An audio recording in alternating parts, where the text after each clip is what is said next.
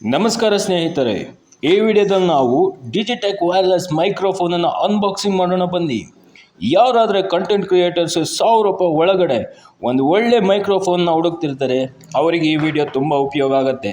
ಈ ಒಂದು Digitech ಕಂಪ್ನಿಯ wireless microphone ಚಿಕ್ಕದಾಗಿ ಚೊಕ್ಕದಾಗಿ ತುಂಬ ಚೆನ್ನಾಗಿದೆ.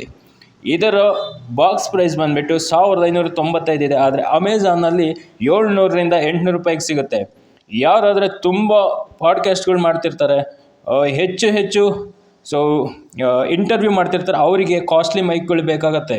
ಅವು ಬೋಯೋ ಆಗಿರ್ಬೋದು, ಮತ್ತು DJI, ಅಂಥವು ಬೇಕಾಗುತ್ತೆ. ಅದೆಲ್ಲ ತುಂಬ ಕಾಸ್ಟ್ಲಿ, 18ರಿಂದ 20 ಸಾವಿರ ರೂಪಾಯಿ ಆಗುತ್ತೆ.